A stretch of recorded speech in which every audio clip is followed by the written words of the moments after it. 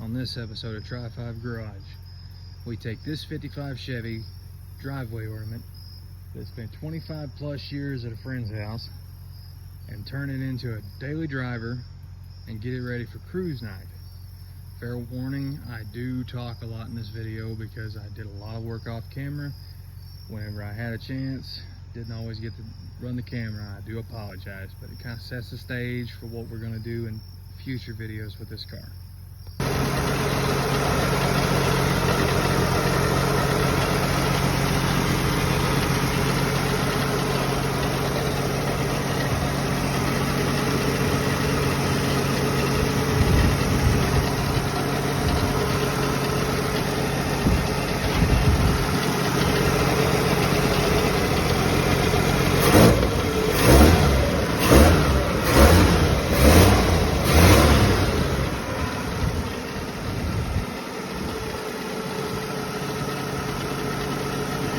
Well, yet again, I've got my car, it's just sitting.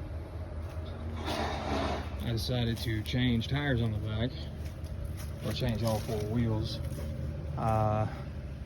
Redid up those Caprice wheels, then realized I should check bolt pattern. Those are truck pattern, they came off of a wagon.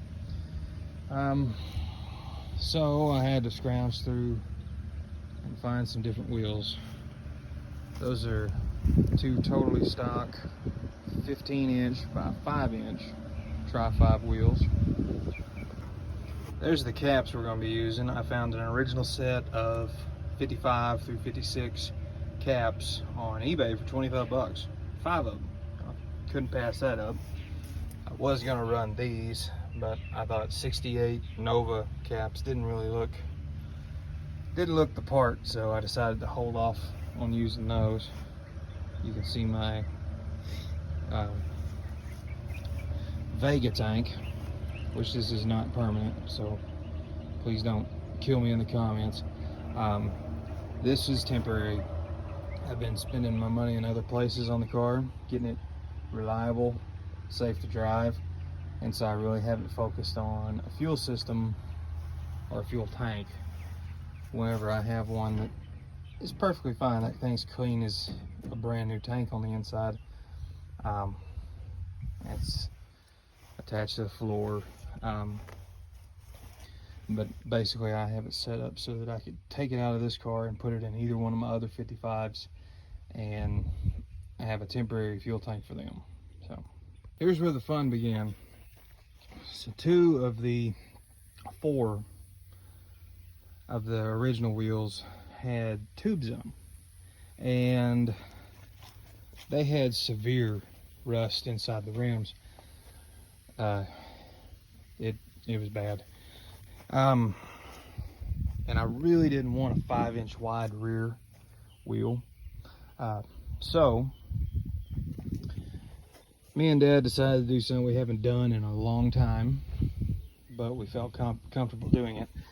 These rims, or these hoops, are 1960s, I believe it's 1960s, 1970s, F100 or F150. They are 6.5 inches wide, so yeah, I didn't gain a whole lot, but I gained a little bit, and you know, there's a little bit more dish to the wheel, so it'll stick out slightly more. But we've re-hooped wheels before, so I didn't have a problem with doing it on these. These were trash wheels anyway, and these Ford wheels I was never going to use. So we knocked the centers out of the Ford wheels, and we carefully cut the hoops off the Chevy wheels, and then knocked the rivets out and did our best not to mess those up, and got these back in here. And these are within 1/2 of a 16th of being completely squared up. So I would consider that good enough when it comes to an old steel wheel.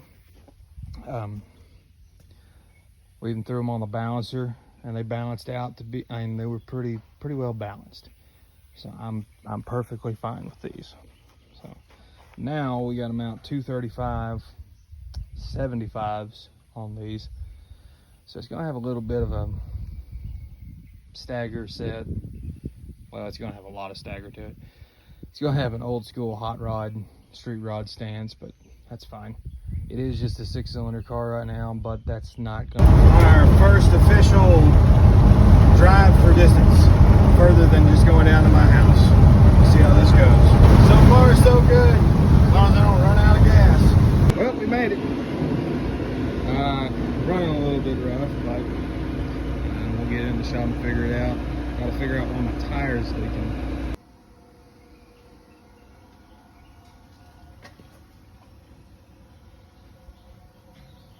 Alright, successful trip to the shop. Got my leaky wheel and tire fixed. Took the fuel tank out. Took the old fuel tank out. Hooked up the sending unit wire, so we'll see if the fuel gauge works. Now she's running a little rough. Seems like the lower the RPM, the rougher she runs. Not really sure what's going on. I'll have to check it out when I get home. And we're home. She did pretty good. Running a little rough. I think it just needs a tune-up, and you know, the muffler being rotted out doesn't really help matters. But you know,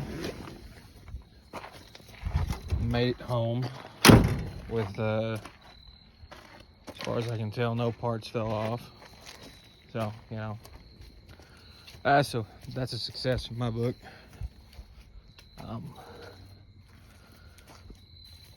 Yeah, this tire wasn't wanting to hold air, so I had to run up to the shop, put it on the lift because none of my jacks will go high enough. Our next project is going to be putting a receiver hitch on it. Now, I know some people probably wonder, why would you put a receiver hitch on a 55 Chevy? Well, multiple reasons. I'm going to take a drop leg trailer jack, like what's on my trailer over there behind that Ford, and weld a receiver tube to it. That way I can stick it into the receiver hitch. I'm gonna have the jack all gusset plated and all that stuff, but I want to be able to just slide it in the back of the car, and then just drop the jack leg down and then jack the car up, similar to how a bumper jack would do, you know, straight from the bumper, but you know, it's a trailer jack. So that's the next project, receiver hitch on there. That way I can use a jack, and you know, I am slightly crazy, so I plan on pulling a trailer with this. Not so much with the 6-cylinder and the Power Glide, but depending on how things go, that won't stay under there very long. I mean, it seems to be a decent little motor. Kind of hard to see, but I'd rather have a V8, so you know, something I can easily get parts for, something that I can repair on the side of the road. You know, small block Chevy is slightly easier to get parts for than a 235, and you know, not to mention V8 sounds better, and you know, a little bit more powerful, which I kind of want that. But anyway, yeah, I think part of our issue is that I don't have a filter between the hard line and the pump, so we're to fix that. Okay, well, it's devolved into a roadkill style situation. I'm not getting any starter power from the switch, and I don't have 55 Chevy ignition switch kind of money at the moment. So this is how I'm going to solve the starter switch problem. A push button. Finally built up the courage to take the radio out and realized that somebody's had it out before and had all the wires just snipped, so no big problem there. I'm going to put a piece of plate right there, just bolt that in.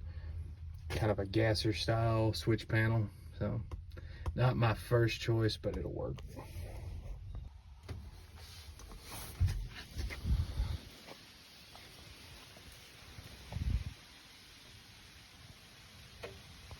Got the floorboard all washed out and looking a little less dirty. Got definitely have a little bit of rust to deal with, but I mean, 55 Chevy, it's most of them are going to need rust repair, so no big deal. Well, if you look right there, there's something missing. Haven't been able to get the heater going on the car, and I thought the whole time it was just the little rheostatic switch. So after testing on that, finding that it was not only the switch but the motor, now we're deep in it. Didn't find a knob for that, but the switch is not doing anything. So I started diagnosing it one piece at a time, and the fan motor didn't want to turn. Helped it out a little bit, and it fired up, but it was slow. So I pulled it out, and it ended up locking up. So now I'm debating on whether or not to buy a new switch, a new blower motor, and potentially a heater core, or if I want to just pull this whole assembly out and put a universal kit in. Bad thing is, it's what, the 19th, cruise night's on the 28th, so, and I'm probably going to need a heater for this. I hope y'all enjoyed that. Like I say, a lot of talking, not a lot of action in this video, but it kind of set the stage for the next few videos. I will be doing some videos as I make upgrades and repairs on the inside of the car. We're going to be building a better looking switch panel for the dashboard. I'm not gonna bother with the factory delete plate. I want a couple switches there. I am going to hide a radio in the glove box. Eventually I'll do something about AC, because this thing's hot as a firecracker in the summer. And then I know a lot of people are going to hate this, but sorry, the 235 will be coming out carefully. I'm not going to hurt anything. I'm not going to irreversibly modify the car. I'm going to take this motor and transmission out, store it away, and I have a 1956 265 and Power Glide that I'm getting cleaned up to go in here, and it's sweet. Yeah, I thought it was a 57 283 whenever I made the deal for it. Got it down to the shop, found out it was a 56 265. I was bummed out for about 5 seconds before I realized that could be just as cool, and then took the valve covers off, and wait till you guys get to see that, because it looks awesome. But we're gonna go through doing a V8 swap on this without modifying the car any more than we absolutely have to. I will be doing other upgrades and modifications to the car. I will actually film work on the car from here on out. It's just been kind of crazy the past month, so I didn't get to do a lot of filming. But anyway, hope you enjoyed the video. If you watched it, hopefully you decide to come on back and watch a few more. Thanks for watching. Bye.